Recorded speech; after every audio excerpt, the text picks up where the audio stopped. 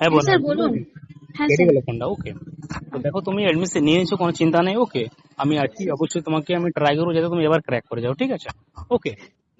Sir ওটাই সব থেকে বড় চিন্তা, কারণ মানে এতটা দেরিতে এতটা দেরিতে মানে আপনার সাথে পরিচয় হয়েছে না, মানে কি বলবো আমি খুঁজে পাচ্ছি না। বেশ টাকা তোমার নাম আর আমারই স্যার, আমি তো জানতামই না যে আপনি ইউটিউবে পড়ান বা কিছু। ওই ইউটিউব দেখতে দেখতে আপনার ওই একটা শর্ট ভিডিও এসেছিল, হুম, ওটা থেকে আমি দেখেছি। তারপর নাম্বারটা কোথায় পেলে? নাম্বারটা একটা মেয়ের কাছ থেকে নিলাম, যে কোন মেয়ে? ও বলছে নাম বলতে পারবো না স্যার, নাহলে আমি পুরো ফেসে যাবো। হেসে এখানে যাবে, নামটা তো বলো, কোন মেয়ের নাম্বারটা? আমি নাম বলবো না স্যার, ওর কাছ থেকে পেয়েছি। ও বলেছে স্যার ভালো পড়ায়, যে আচ্ছা, তুই এরকম অ্যাডমিশন নিতে পারিস, স্যার এরকম মক টেস্ট নেবে বলেছে। আমি ওকে বললাম যে মক টেস্ট থেকে পাস করে দেবে। তো ও বলছে যে নাম্বারটা দিচ্ছি, এত কিছু বলতে পারবো না, তুই স্যারের সাথে কথা বলে নে। মানে ওই মেয়েটা আমি কি পড়ে বললাম আমার কাছে? হ্যাঁ হ্যাঁ, ও আপনার ফ্রি ব্যাচেই আছে। মানে পেট বেঁচে আছে? হ্যাঁ পেড ব্যাচে, নাহলে আমি তো ওই আপনার ফ্রি ব্যাচে তো ওর সাথে আমার কথা হয়েছিল। নামটা বলো, নামটা বলো, ওকে আমি কিছু বলবো। নাম বলতে পারবো না স্যার আমি। আম- না স্যার প্লিজ স্যার, আপনার কাছ থেকে আমি নিয়েছি এটাই যথেষ্ট স্যার। আমি পাস যদি করছি ওর নামটা আপনাকে বলে দেবো যে কার কাছ থেকে নিয়ে পাস করেছি। আচ্ছা, যদি তোমাকে ক্র্যাক করে দিই কি দিবে আমাকে? তুমি এত দিলে আর কি দেবো বলো? মিষ্টি খাওয়াবো স্যার তোমার আপনাকে। বাড়ি কোথায় বর্ণালী? স্যার আমার বাড়ি পশ্চিম বর্ধমান। কিসে পড়ো এখন তুমি? স্যার আমার গ্র্যাজুয়েশন কমপ্লিট হয়ে গেছে। আমার বয়স কত? 25 স্যার। বাপরে, এত বয়স, বিয়ে করেছো? না না না স্যার, বিয়ে করিনি। তো করবে না এই বিয়ে? বছর এখন করবো না স্যার। এই বছর যদি এনএম পেয়ে যাই স্যার, তাহলে 2 বছর পর করবো। ওকে মানে ওকে, আসলে কি আমি বলতো এক বাড়ি। সপ্তাহ আছে, আর এক সপ্তাহ আছে, আমি দেখছি। তোমার জন্য অবশ্যই ট্রাই করবো যাতে পেয়ে যাও। ওকে, আগে নিলে একটু বেস্ট হতো ইয়ার। ওকে, বাট তোমার দোষ কি করবে বলো? এখন অনেক মেয়ে স্যার এত অ্যাডমিশন তো নিচ্ছে। কিছু, হ্যাঁ স্যার এত কিছু তো জানতাম না আগে। তো পরিচয় হলে তো তখন ধরুন নিয়ে যেতাম। এমন করুন স্যার যাতে পাস করে দেয় এবছর। ঠিক আছে, তা ছলে বলে কৌশলে করাতেই হবে, তাই না? স্যার আপনার উপর ভরসা করে স্যার নিয়েছি স্যার। কারণ মানে কি বলুন তো, এত এবার অনলাইনে কি বলুন তো, অনলাইনে এর আগে একটা মানে আপনি হয়তো নাম শুনবেন না তো, বিএসসি নার্সিং একাডেমি। হ্যাঁ, হ্যাঁ ওখানে BSc nursing academy. BSc nursing academy. হ্যাঁ হ্যাঁ হ্যাঁ, তারপর ওই কি হলো? ওখান থেকে আমি ওখানেই আমি পড়তাম আগে। কিন্তু ওখানে স্যার মানে একদম পুরো স্ক্যাম হয়ে গেছে আমার সাথে। কিসের তো স্ক্যাম হয়েছে তোমার সাথে, কি ভাবে বলো বলো আমাকে? স্যার বলতে মানে কি, বলো মানে বলো আমি বলো ওখানে বলো বলো, ডিটেল ওখানে বলো আমাকে। পড়া আমি ঠিক মতো বুঝতে পারতাম না আসলে। তারপর?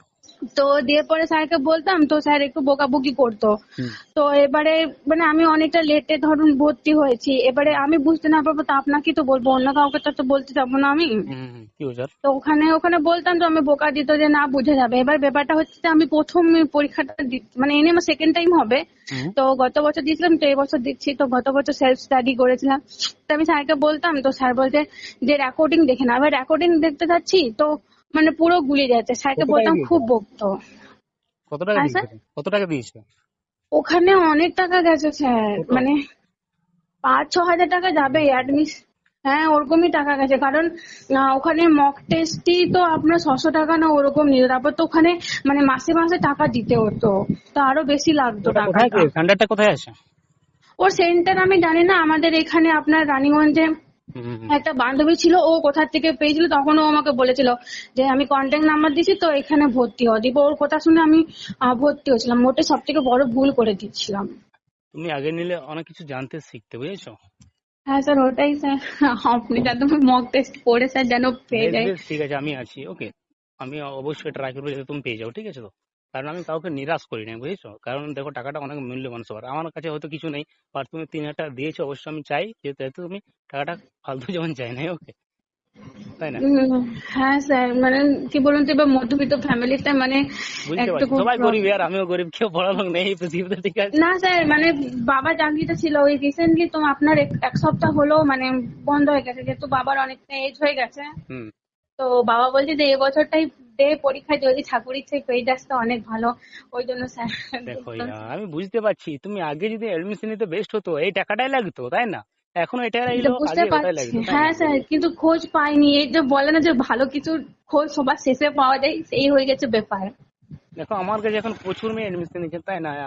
এখন দেখ তোমাকে আপনার পার্সোনালি, কাছে নিচ্ছি, এবারে আপনাকে বিশ্বাস করে আপনি ভালো পড়ান বলে তো নিতে, নাহলে তো কেউ তো নেবে না বলুন। দেখো আমি আজ থেকে পড়াই নাই, আর 5 বছর থেকে পড়াচ্ছি। ওকে, আর আমি যথেষ্ট সবাইকে আমি মানে গাইড করি, নিজের মতো সবাইকে ভাবে, নিজের ফ্রেন্ড সবাই আমার অল ফ্রেন্ড মানে যতগুলো আছে স্টুডেন্ট, ওকে বন্ধুর মতো আমার, বুঝতে পারলে? হ্যাঁ স্যার। তাই কারো কোনো লজ্জা লাগে না, কোনো ভয় লাগে না আমার সাথে কথা বলতে বা ক্লাস করতে, বুঝতে পারলে? একদম ওদেরকে আমি পার্সোনালিও গাইড করি অনেক, বুঝতে পারলে? আর যদি পেয়ে যাও তো আমারও অনেক ভালো লাগবে, তাই না? আমি কারো মনে দুঃখ দিই না, আমি কাউকে হার্ট করি না আর কোনো মেয়ে কাজ কিন্তু, বুঝতে পারলে তো? স্যার ঠিক আছে, তুমি ওটাই স্যার। হার্ট করি না আর, বুঝতে পারলে তো? বর্ণালী, পুরো নাম কি হ্যাঁ তোমার? স্যার, আমার বর্ণালী লাইক স্যার পুরো নাম। লাইক, আচ্ছা আচ্ছা, ওকে, কোনো ব্যাপার নেই, তোমাকে আমি পিডিএফ কিছু পাঠাবো, ওকে, একটু পর, অ্যান্ড তোমাকে আমি লিঙ্ক দেবো পেড গ্রুপে, মক টেস্ট গ্রুপে, টেলিগ্রামে, আমাকে টেলিগ্রামে একটা হাই পাঠাবে, ওকে? আচ্ছা স্যার, স্যার টেলিগ্রামে আমি হাই পাঠিয়ে দেবো। ওকে।